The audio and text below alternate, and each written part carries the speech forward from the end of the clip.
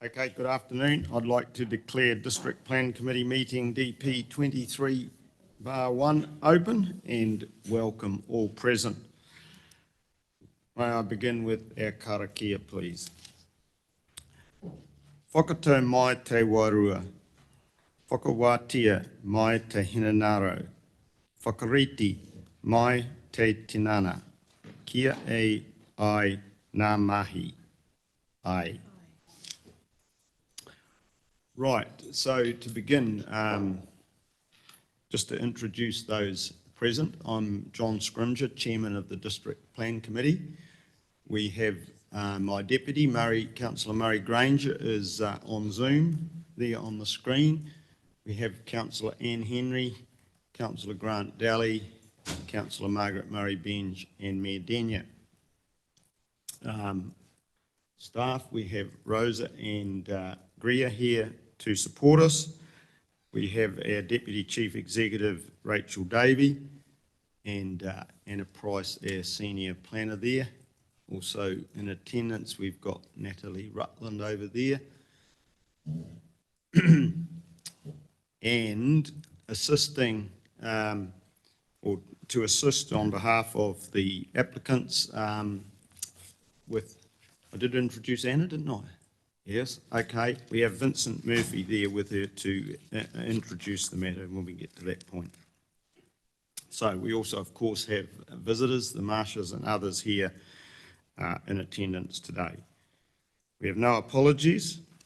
So are there any declarations of conflicts of interest? There being none, we'll move on.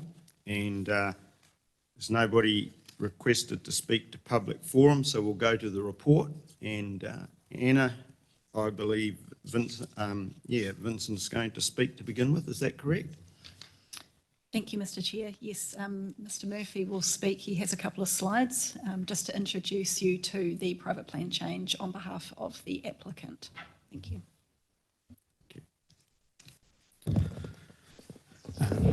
Right, hello, can you hear me all? Okay. Kia ora, good morning. My name is Vincent Murphy. I'm a Senior Planner at Momentum Planning and Design, and I'm here on behalf of the Marshes today to just quickly speak about this proposed plan change. So the plan change site is a privately initiated one at, there we go. Just briefly to introduce the location, at 1491 State Highway 2, Pongakawa, on the corner of near the corner of Pongakawa, State Highway 2 in Pongakawa and Aroa Road. It's immediately adjacent to Paengaroa and the bottom of the TEL motorway. I'm sure a lot of you will be familiar with the general area. Just zooming in a bit more closely, the plan change site is 12.4 hectares of a much larger farm land holding that the Marshes have operated since the 1970s. It's low-lying and currently used for dairy farm purposes, and as you can see, it's quite close to the intersection of Aroa Road and State Highway 2, north of the East Coast Main Trunk Railway line. And I wonder if my cursor will work here, but yeah, just to point out also the Rangiuru Business Park planned development and currently occurring. The interchange is right here. I don't know if you can all see my cursor, but yeah, it's not far. It's within 8 k's of that as well. I just want to briefly illustrate the concepts of the proposed plan change, and then I'll dive into the reasons behind it and how we're proposing to deal with several important matters.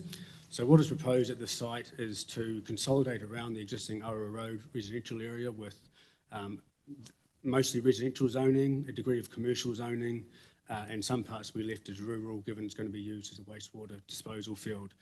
We've done a lot of opportunities and constraints analysis. A major one is obviously respecting the existing rural character of the area. So this overlay that you're seeing here is a height restriction area, so that the future kind of rural residential amenity of these properties on this side of Aroa Road and opposite the plan change site is protected with lower scale of development. So what's driving the plan change is the Marshes have been in the locality for a very long time, and it's well documented, even on Western Bay's own website, around a lack of social infrastructure in Aroa Road. And the grey area on the slide here That's the only zoned residential area within Pongakawa. And there has been a lack of investment in social infrastructure to service that community for some time. So the first thing is to deliver social infrastructure that's of importance to the growing population and the demand for further growth in Pongakawa. So the plan change includes the ability for commercial entities to establish reserves, pathways, things like that to enhance the access to social and community infrastructure. Secondly, and probably most prominently, is the rising and distinct demand for housing in the area. And that is what we attribute to two important matters: horticultural conversions en masse in the area and the fast delivery and coming online of Rangiora Business Park. So this map here is just one illustrating the scale of changes since 2012 in terms of additional area of kiwifruit orchards in the area. Now that's not literally every inch of it. Zespri has got data on more licences that are yet to be given effect to, but this is just from a review of 2012 photos versus current aerial photos to demonstrate there's been a considerable increase in horticultural land uses in the area. They bring with it a much larger demand for employees. It's 1 per 2.5 as opposed to 1 per 35 for dairy farming, or more, 1 per 50 plus for dry farming. So there's a much larger demand for residential living in the area. And like I said, also there's the Rangiora the Rangiora Business Park, coming online. And it's noted that there's been a Te Puke plan change 92, but that demand is not going to be enough to meet the expected demand for housing in the area. I'll touch on that briefly shortly as well. Just the constraints that we're dealing with. So in the image is the current State Highway 2 intersection. We've been liaising with Waka Kotahi for quite a long period of time. They're on board in terms of safety. We've undertaken a safety audit with independent auditors. All their recommendations that are within the reasonable control of the marshals can be met. So safety at the intersection is going to be improved.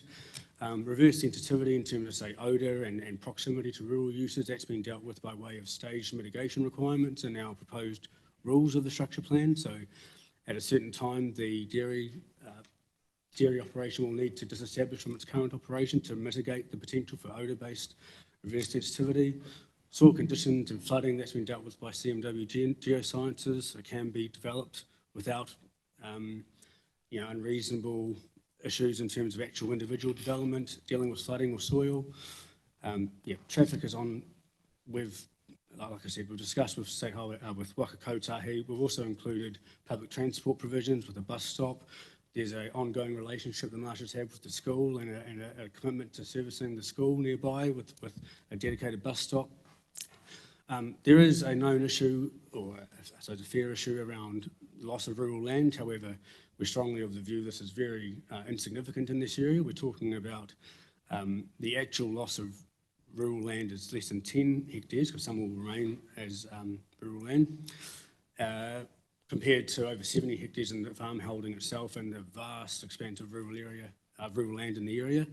So we are of the view and assessment that there is a pathway through planning requirements around protecting rural land and suitably preserving it.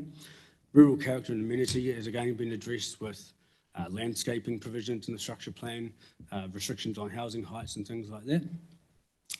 So how we're actually proposing to deliver all this is just summarised here. And I just want to point out that there's two colours you're seeing on the plan. One is yellow, one is grey. The grey area is what we're calling a lower density area, and the yellow-orange is a higher density area. And the deliberate reason for that is to respect some of the communications we got from Western Bay early on around clearly providing for your intended target market. So the higher density area would produce more affordable dwellings, for the likes of incoming workers from Rangiora Business Park, horticultural, etc. The minimum lot size of 350 squares, which is established in the area in your district plan. And the grey area is 500 square metres, so slightly larger, a bit more respectful of the surrounding conditions, and provides a good balance of housing options to come to fruition in the plan change. We've provided for overland flow paths. That's the blue areas you're seeing there, stormwater treatment and attenuation. The dark blue area down here is for commercial. And the idea there is to make it sufficiently large and developed at the time of stage one of the plan change to entice the likes of a local shop, possibly a building that could accommodate a travelling doctor or dentist to actively service the Pongakawa community rather than having to travel into Te Puke. And I just want to touch on some of the strategic considerations. So the Future Development Strategy for Western Bay, previously known as UFTI, although it's now recently the subject of a published draft by Smart Growth. There's 4 corridors identified in that growth plan called connected centres. Pongakawa is included in the Eastern Corridor, and the Eastern Corridor is expected to accommodate up to 20,000 houses in the long-term future. There's no plan changes provided for yet that come close to delivering that. Even with the Plan Change 92 for Te Puke in play, it's acknowledged in the most recent economic reporting that's not enough to meet housing demand right now or in the midterm or in the long term. And so, yeah, this plan change is considered to be proactively responding to those known housing shortages in the Eastern Corridor in particular, and responding to the distinct demand for housing that is arising and that is known to exist. Therefore, the options available to you guys, as presented by Anna in the agenda, is accepting the plan change or rejecting. Would strongly be of the conviction to accept the plan change and move forward into the notification space. We know there'll be other comments out there that we haven't managed to collect, but we have done, the clients in particular, have done a wide range of stakeholder engagement with community groups, residents, tangata whenua, regional council, waka kotahi, and yeah, we're keen to consolidate that all and move forward through the plan change process. So therefore, in my professional assessment, that this is accepted for moving forward into the notification space. I'm happy to answer any questions. Before we go to that, if I could go to Anna, please. Yeah. Anna, do you wish to add to the comments there in terms of your report before we proceed to questions? Thank you. I think one thing just to remind you all of is the statutory requirements for making the decision today. So we have clause 25, which I've stepped through in my report. In particular, I've noted there that at this point in our considerations, we're taking a course view of the private plan change. And in my view, while we have comments from the Regional Council and Waka Kotahi around their concerns for this potentially being outside an area identified for urban growth, it is in the view that given the course view of this, we should allow it to now go through the process of public notification and accept submissions and hear what might come out further with the conversation with Regional Council in particular, and allow it to go through that process now. So I think that's just the consideration that we're at this point in time, but I'm happy to take any questions on that. Thank you. Okay, thank you. So committee, do we have any questions for either Anna or for Vincent, please?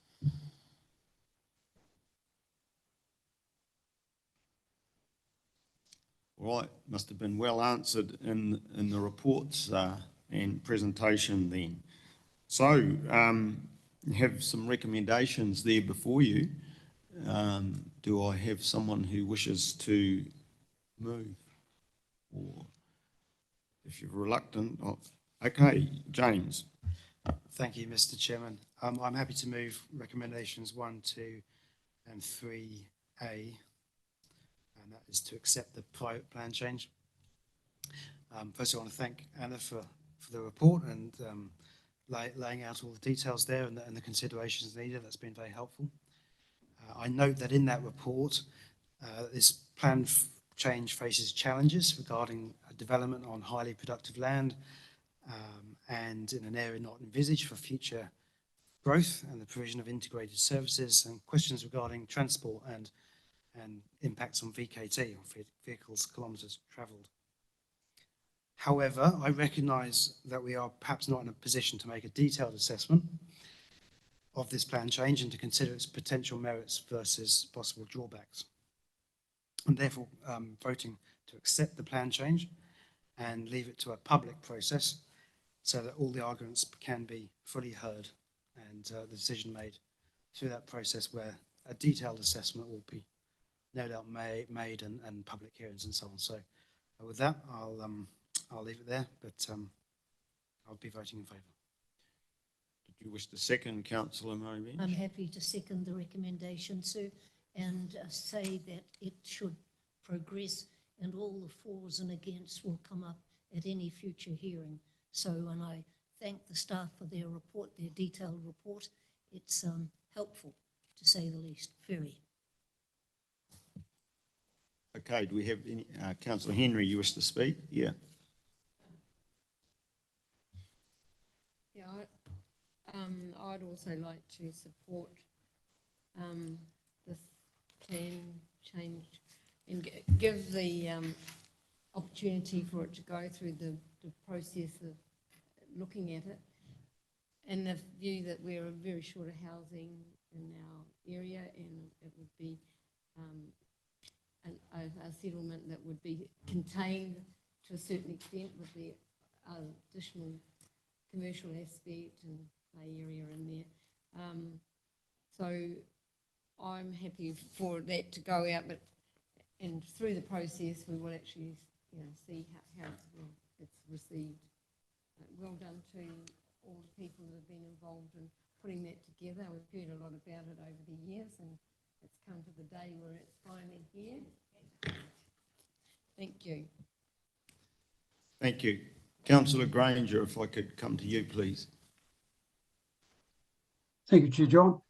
Do we need another recommendation along the lines of recommending that the hearing is heard by independent commissioners? Or will that just happen in due course? Well, I had assumed that was a given personally, but I'd take advice on that. Would it be advisable to have that specified at this point? Through you, Mr. Chair, that is undoubtedly the position that we will ultimately take. However, I am mindful that the only decision that is required at this stage is a decision to accept or reject, as has been outlined in Anna's report.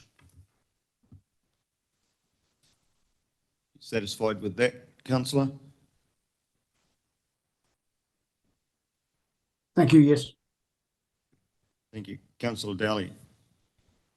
Yes, I'd also like to speak in support of the recommendation. It's not our place to really interrogate the report at this stage, obviously, even though lots of questions have been raised in Anna's report. And so this is the easy part. The next part gets a bit more scrutiny.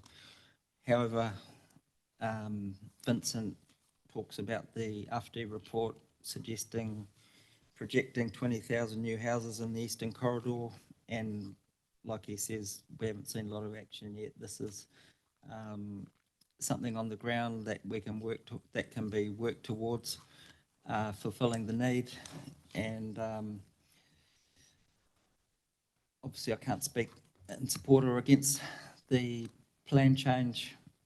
However, there is a clear and present need for developments of this sort, and I think the proximity to other areas, even though the regional policy statement doesn't really fit the criteria for the regional policy statement. I think it is within the bounds of like 15-minute connected cities or communities in terms of community and social infrastructure. So I'm happy to support the recommendation to go to the next stage. Thank you.